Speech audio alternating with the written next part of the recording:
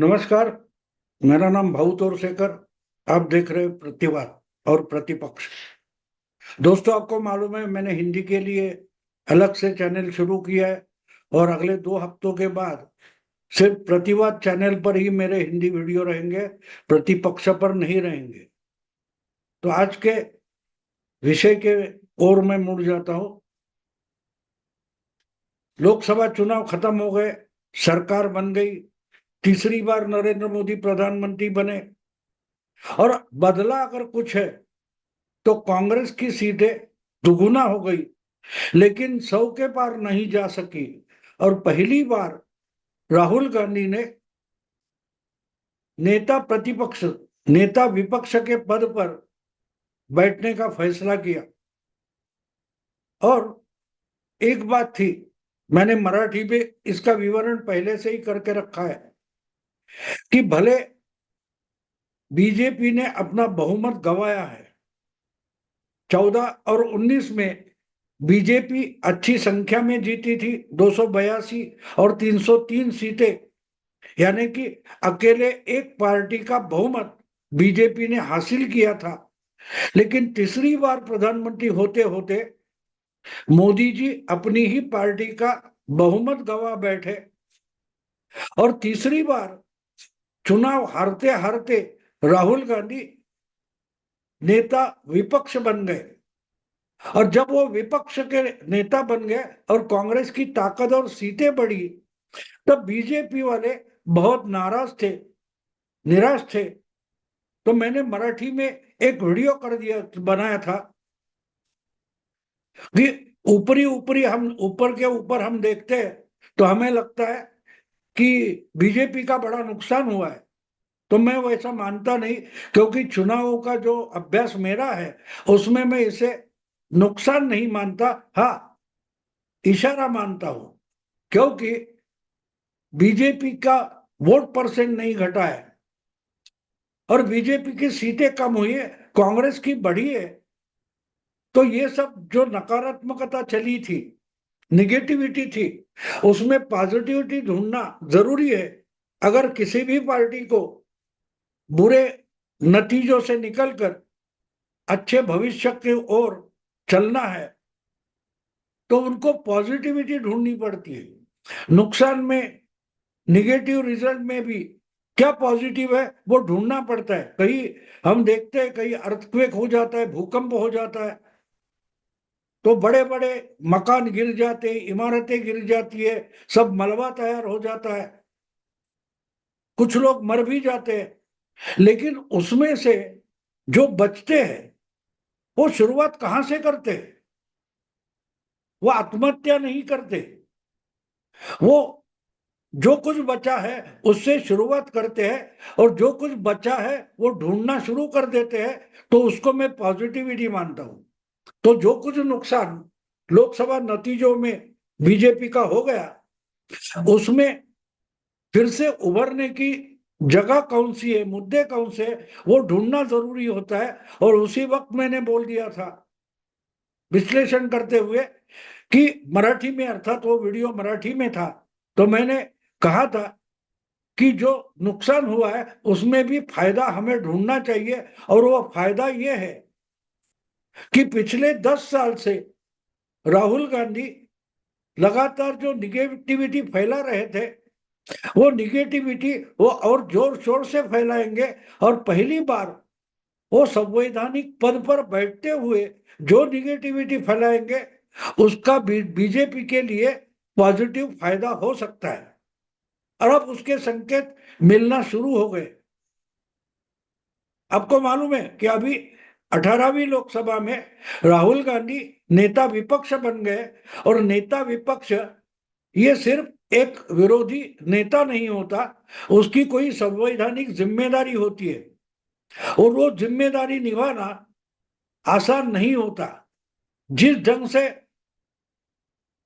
बचकानी हरकतें राहुल गांधी करते हैं, वो बचकानी हरकतें नेता विपक्ष को शोभा देने वाली होती नहीं। और इसलिए अगर राहुल गांधी को सीरियस नहीं होना है तो जितनी बचकानी हरकतें राहुल गांधी करेंगे उतना ही विपक्ष हास्यास्पद होता जाएगा और कांग्रेस छोड़कर जो बाकी 125-150 एमपी है दूसरी पार्टियों के, उनको राहुल गांधी से अलग होना पड़ेगा। और यही बीजेपी के लिए पॉजिटिव चीज हो सकती है, पॉजिटिव मुद्दा हो सकता है। आपको मालूम है 2024 का चुनाव आते आते एक एक करके विरोधी दल लामबंद होते गए थे, इकट्ठा होते गए थे।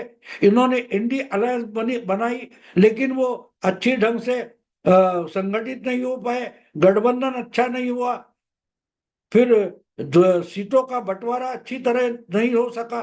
और बीजेपी में जो उदासीनता थी उसका फायदा फिर भी कांग्रेस और इंडी गठबंधन को मिल गया। इंडी गठबंधन या कांग्रेस की सीटें हम बढ़ती हुई देखते हैं, तो उसका कारण बीजेपी की उदासीनता है। लेकिन उससे उभरना है तो बीजेपी को फिर से संगठन की ओर तो देखना पड़ेगा ही। लेकिन उस पर एक बात और जरूरी होती है कि विपक्ष अगर गलतियां करता है तो उसका फायदा सत्ता पर बैठी पार्टी को मिलता है। यानी को बीजेपी के लिए कांग्रेस की गलतियां फायदेमंद हो सकती है। और जबकि राहुल गांधी कांग्रेस के सबसे बड़े संवैधानिक नेता बनकर लोकसभा में बैठ गई है, तो ये गलतियां बार बार हो सकती है। और इसीलिए चुनाव के नतीजे आने के बाद और राहुल गांधी नेता विपक्ष बनने के बाद मैंने ये भविष्यवाणी की थी कि ये बीजेपी के लिए एक सकारात्मक कदम कांग्रेस ने उठाया।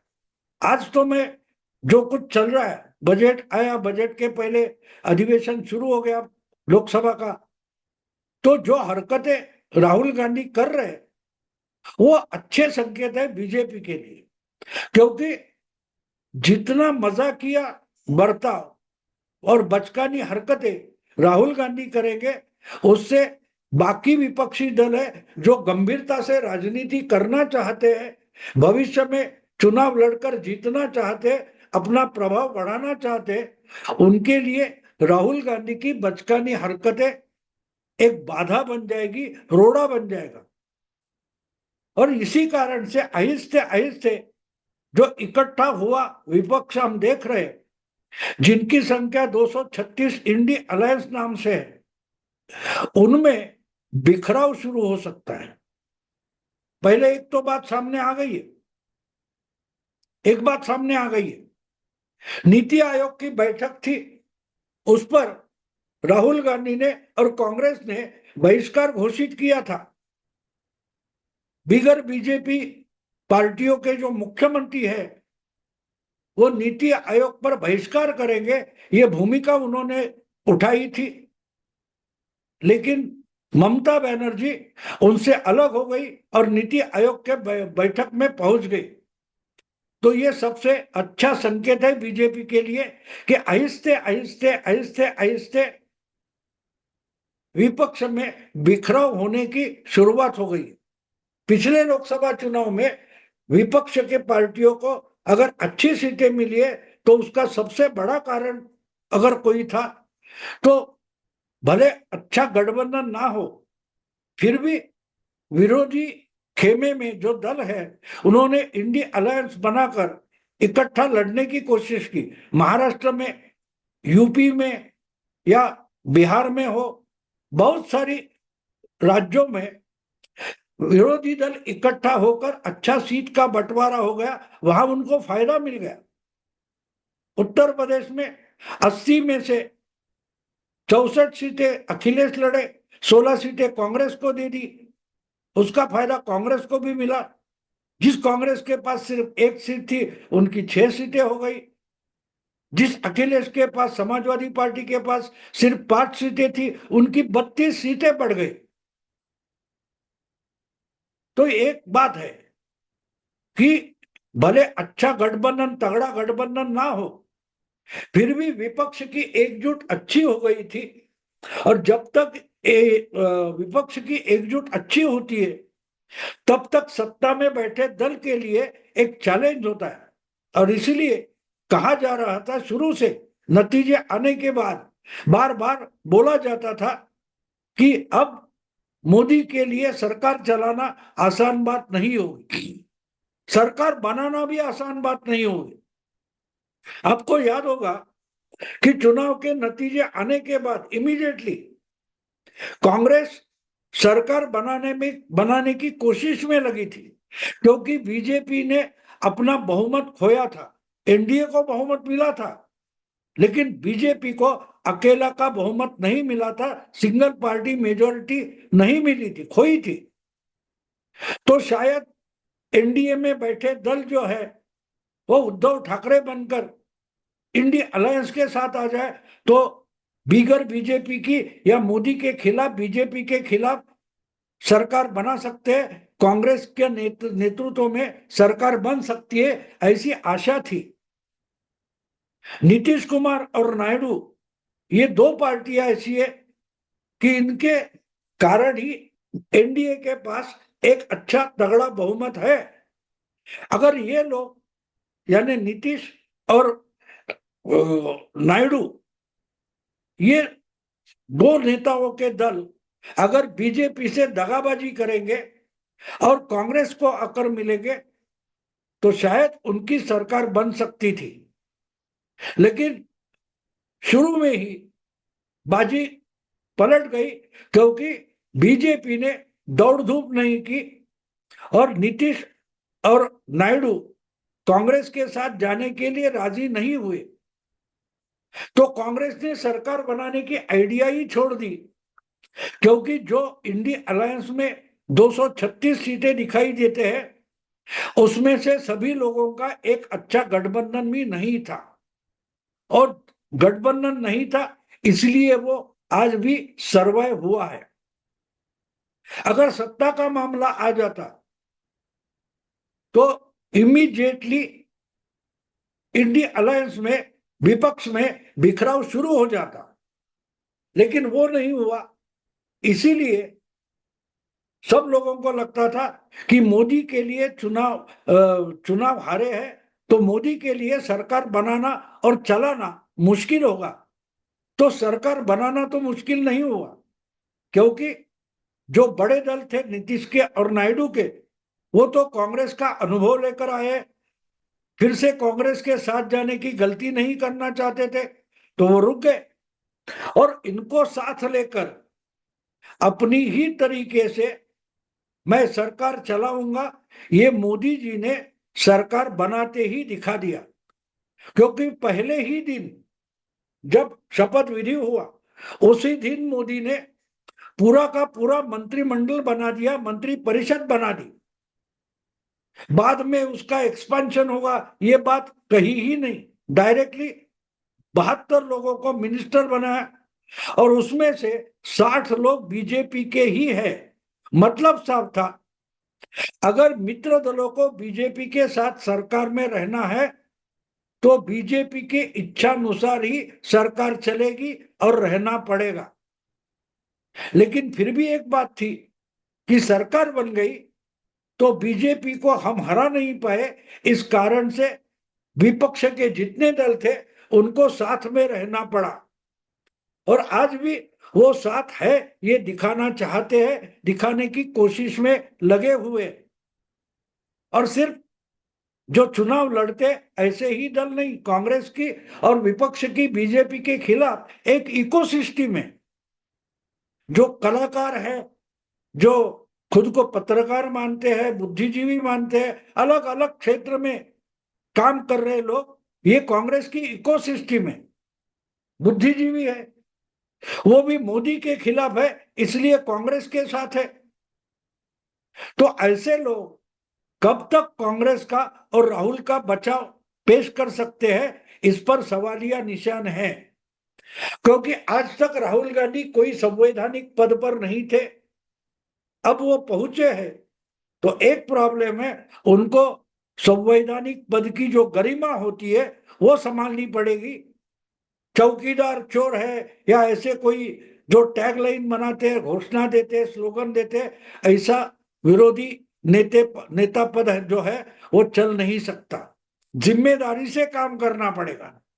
पार्लियामेंट में जो बात करेंगे वो प्रचार सभा की बात नहीं चलेगी, मुद्दों पर बोलना पड़ेगा। और पहले ही अधिवेशन में बजट के बाद जो राहुल गांधी का भाषण हो गया, तो उसमें ही राहुल गांधी ने अपने समर्थकों को झलक दिखा दी, अब तो मैं संवैधानिक पद पर हूं और संवैधानिक पद पर बैठकर भी मैं बहुत सारी बचकानी हरकतें करूंगा, और आपको या तो उसका समर्थन करना पड़ेगा या तो विरोधी बोलना पड़ेगा। और आहिस्ते आहिस्ते एक एक करके जो इनके समर्थक बुद्धिजीवी है, खुद को लिबरल सेक्युलर मानते हैं, ऐसे पत्रकार, संपादक, बुद्धिजीवी, प्रोफेसर, इनको राहुल गांधी के खिलाफ खड़ा होना पड़ेगा। भले वो मोदी के साथ खड़े ना हो, वो मोदी के खिलाफ रहे, फिर भी जिस ढंग से पिछले 10 सालों में ये लोग राहुल गांधी की बचकानी हरकत का समर्थन करते रहे, उससे उनको हटना पड़ेगा। जिस ढंग की पदयात्रा राहुल ने निकाली थी, वो तो गांधी जी की पदयात्रा का मजाक था, फिर भी ये लोग उसका समर्थन करते रहे। लेकिन जब मामला संवैधानिक हो जाता है तो उसका समर्थन करना मुश्किल हो जाएगा। भानु प्रताप मेहता नाम के पत्रकार है, बुद्धिजीवी है, विचारवंत है। उन्होंने एक अंग्रेजी अखबार में आर्टिकल लिखकर राहुल गांधी कितनी बचकानी हरकतें करते इस पर लिख दिया है। और भानु प्रताप मेहता कोई सामान्य पत्रकार या बुद्धिजीवी नहीं है। पिछले 10 सालों में सोनिया गांधी, राहुल गांधी, कांग्रेस का समर्थन करते हुए हमेशा मोदी के खिलाफ बोलने वाले, लिखने वाले एक लेखक है। और उनको बजट सेशन में राहुल गांधी ने जो हरकतें की, उसके बाद खुद को शर्म होने लगने लगी कि भाई मैं ऐसे इंसान का समर्थन करूंगा। छोटा बच्चा भी जो बात समझ सकता है, वो अगर राहुल गांधी नहीं समझ सकते तो हमारे लिए नुकसान हो जाएगा। और उनको पहले ही लोकसभा अधिवेशन के बाद राहुल गांधी की बचकाना हरकतें जो है उस पर लिखना बाध्य हो गया, और ये बाध्य किया है खुद राहुल गांधी ने।